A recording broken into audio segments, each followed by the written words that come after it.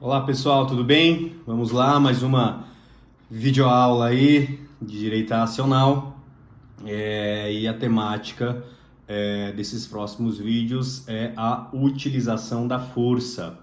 A utilização da força é o nome doutrinário, né, que se dá à guerra em si, né?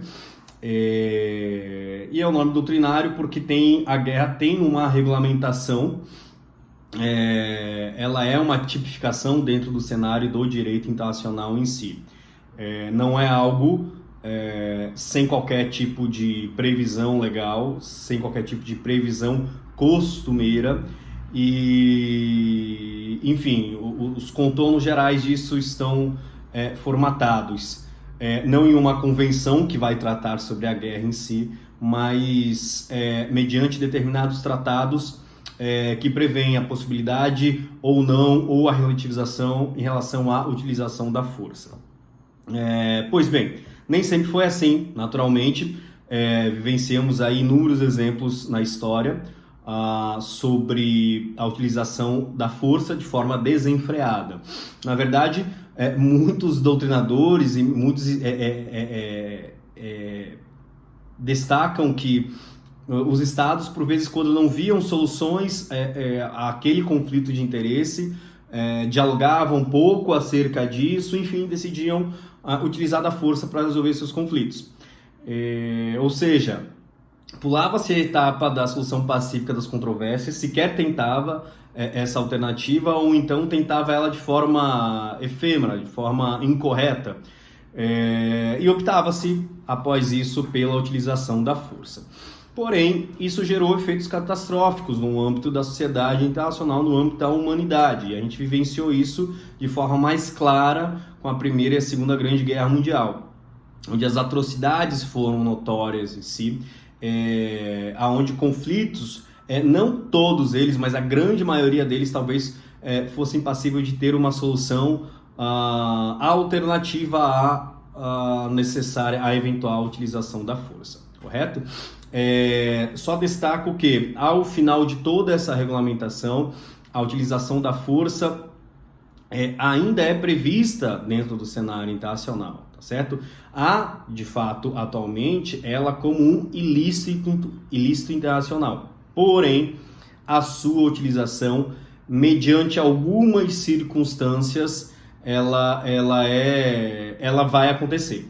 Mas é o que a gente chama na doutrina de última ratio, e ela só pode ocorrer em determinadas situações taxativas e odiernamente orientadas e supervisionadas pelo Conselho de Segurança. Mas enfim, vamos lá.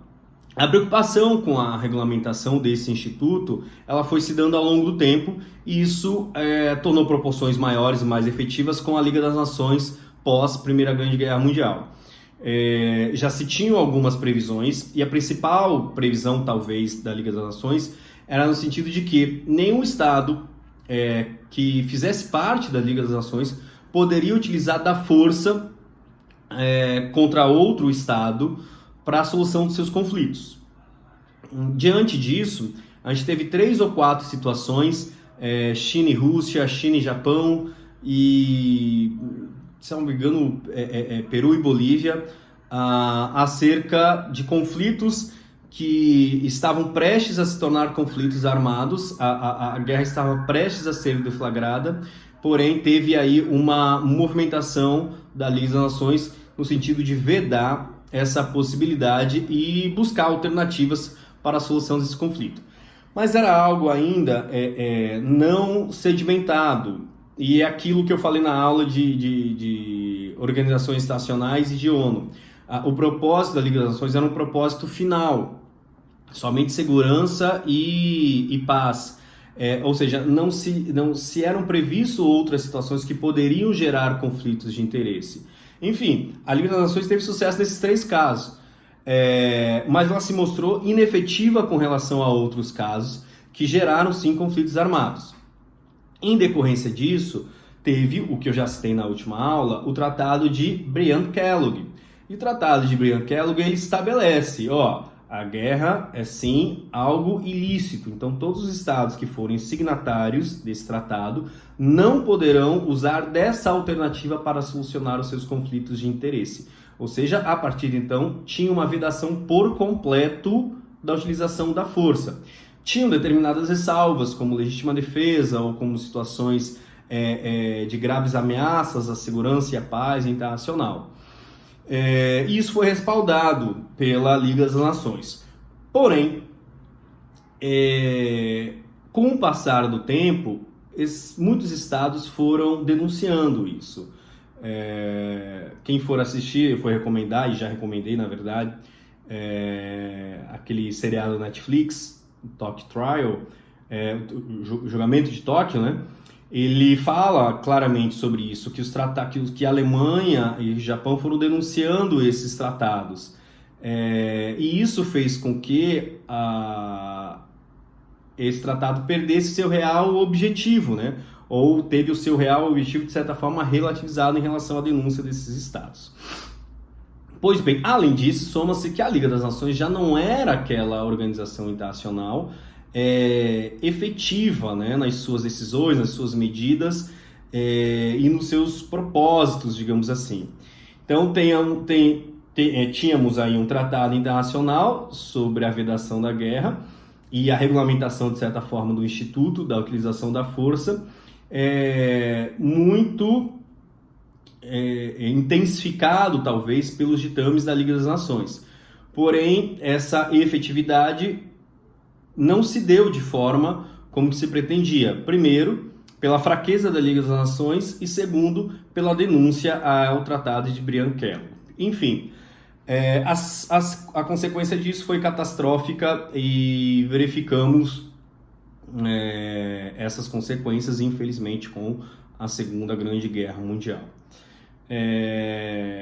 Como eu falei, a sociedade internacional, notadamente por intermédio dos Estados Unidos e Reino Unido, começaram aí as discussões acerca da criação da ONU, e isso foi, ainda durante a guerra, e isso foi recebendo também contornos em relação à utilização da força. Com o fim da guerra, todas essas tratativas anteriores foram colocadas no âmbito do Conselho de Segurança, no âmbito da Carta da ONU, como competência do Conselho de Segurança.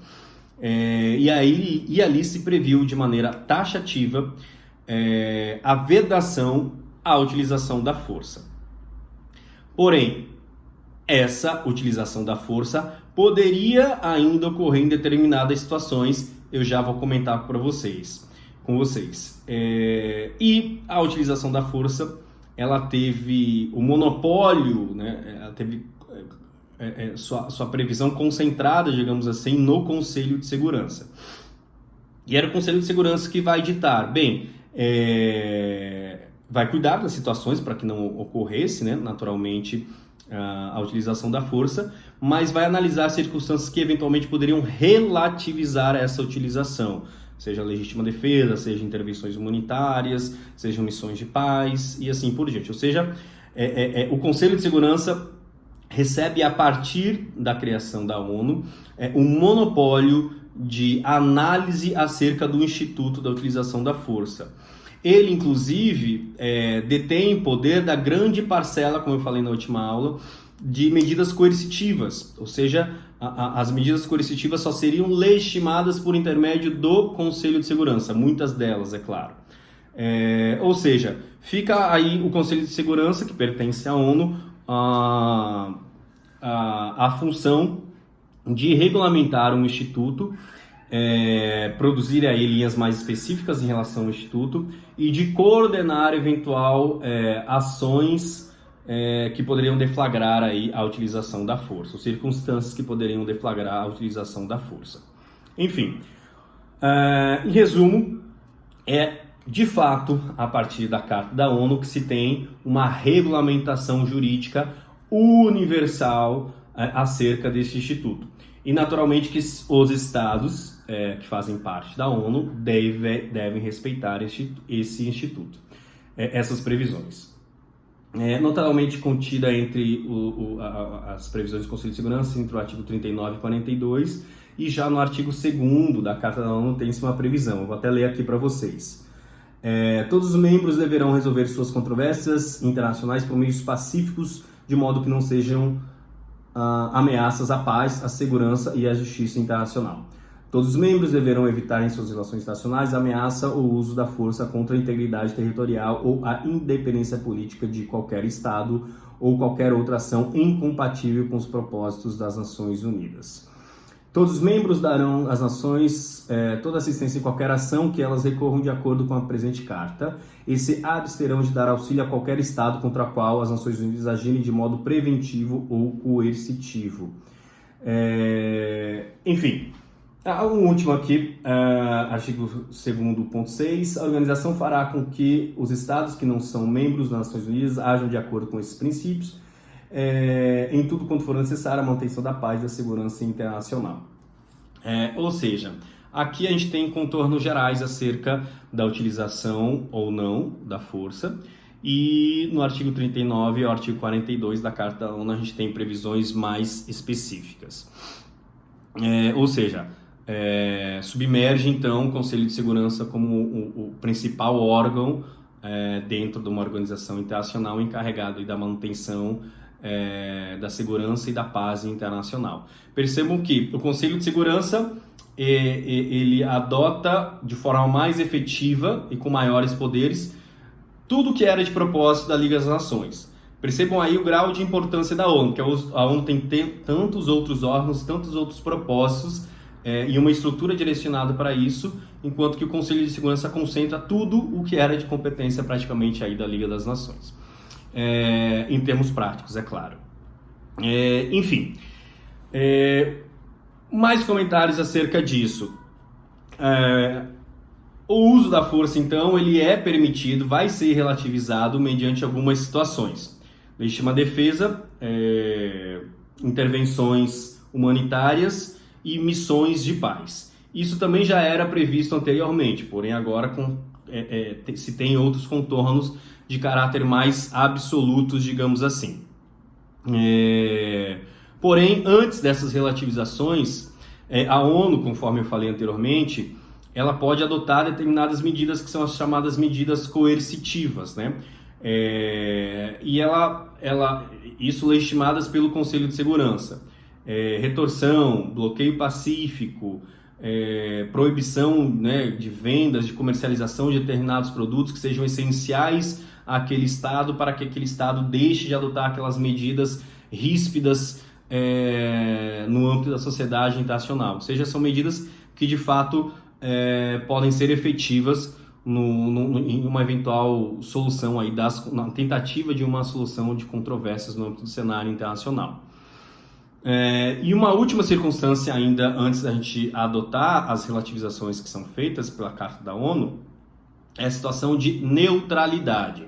A situação de neutralidade nada mais é que uma situação de alheabilidade frente ao conflito da sociedade internacional. Ou seja, mesmo que existam conflitos entre estados ou entre mais de 2 estados, os outros estados devem se comportar de forma alheia a esse conflito. Então, uma vez que eles se declarem neutros, eles não podem ajudar nenhum e nem outro estado. Eles não podem adotar medidas que eventualmente possam favorecer um ou outro combatente,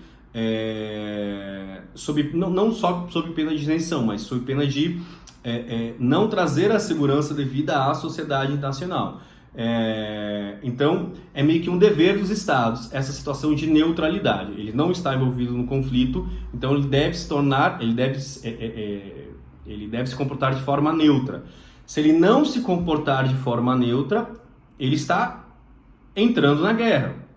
E isso é um ilícito, ele pode ser responsabilizado posteriormente.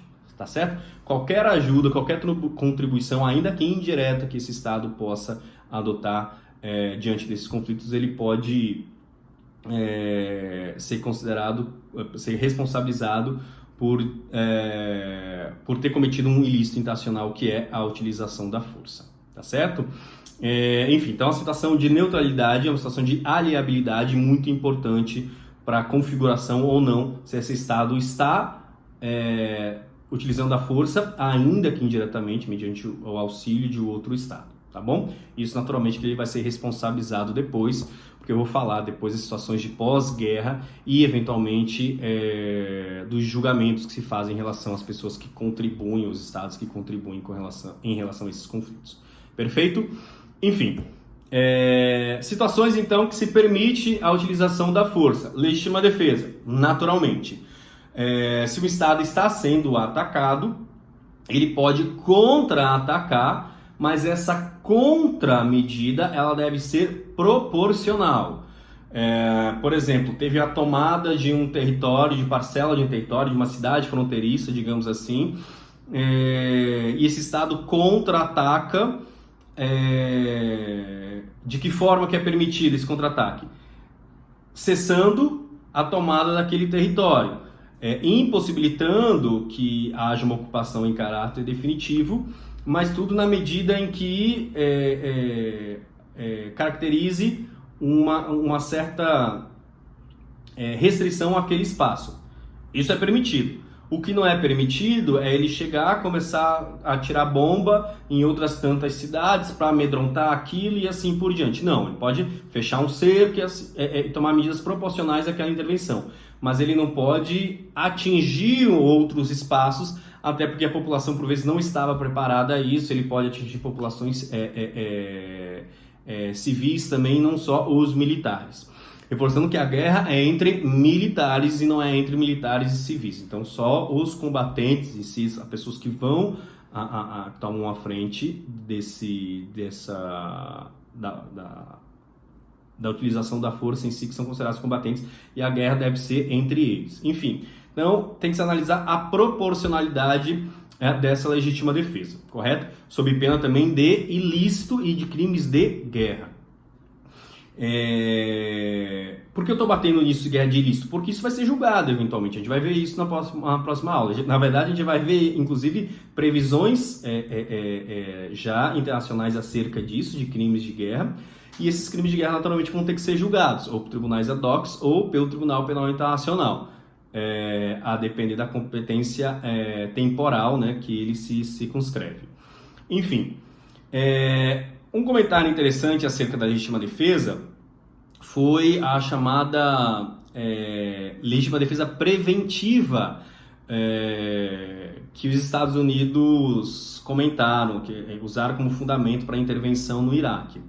Ali teve uma discussão no Conselho de Segurança e Estados Unidos desrespeitou essa tomada de decisão do CS, do Conselho de Segurança, e fez a intervenção sob o argumento de uma legítima defesa preventiva, ou seja, ele alegou que eventualmente ele estava prestes a ser atacado de alguma forma, e para evitar isso, esse ataque premente, ele deveria atacar, ou seja, ele deveria contra-atacar um ataque premente.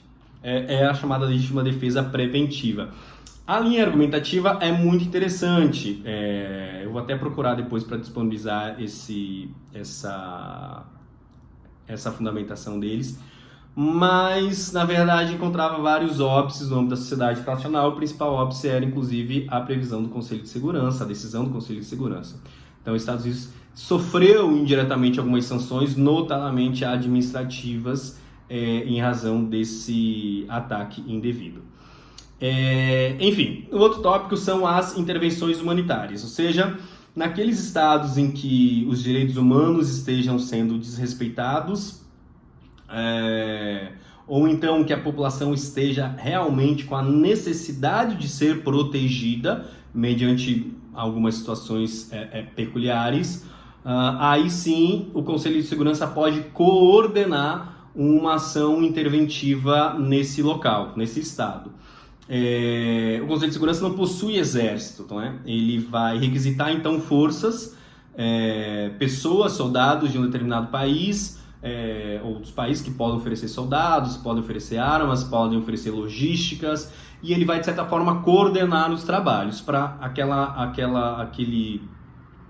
situação humanitária de desrespeito aos direitos humanos seja de fato ultrapassada, perfeito? Enfim, isso é uma utilização da força, mas é a utilização da força para um bem maior.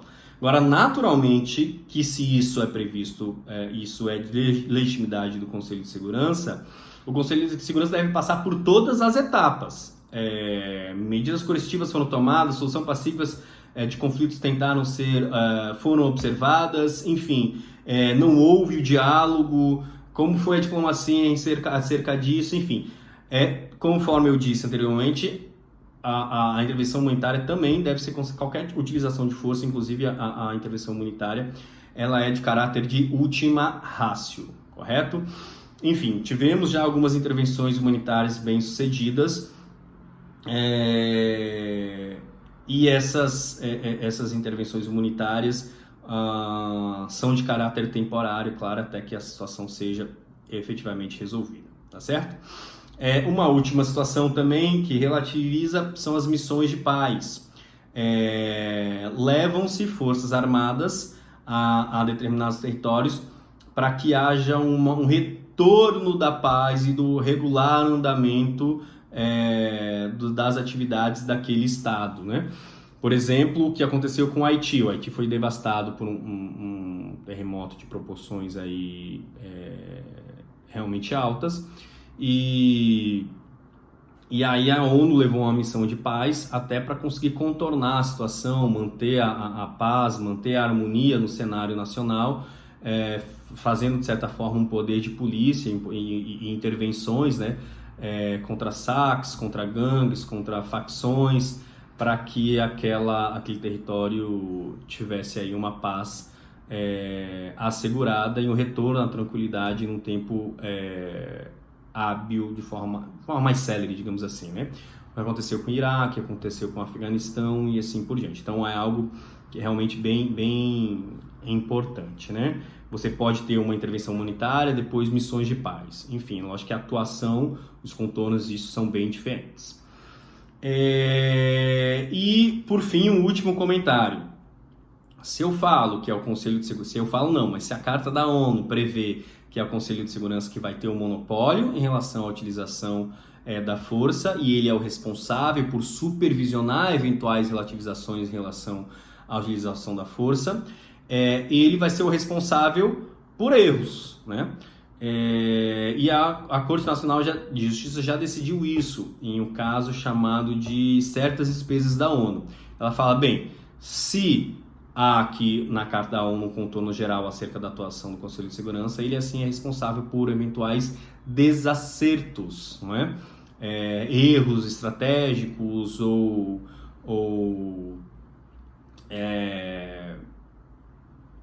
mortes indevidas de civis e assim por diante. Porém, a gente vai encontrar em relação a esse assunto, como que a gente vai responsabilizar? A gente vai responsabilizar as pessoas que estavam ali, né? Diante dessas situações que tomaram essas decisões. Mas a gente tem um ponto interessante que são as imunidades diplomáticas, né? Essas pessoas que estão frente a missões diplomáticas, frente a missões de paz, intervenções humanitárias, eles estão ali representando a ONU, né? O Conselho de Segurança. Então, eles têm, de certa forma, imunidades. Então, vai ocorrer esse embate. A ONU também já falou por isso. A ONU pode ser responsável, mas nesse caso ele tinha imunidade. A gente vai tratar isso na aula, vai ser presencial provavelmente. Enfim, então acaba que você tem aí uma inefetividade. Você tem duas situações que elas são contraditórias, né?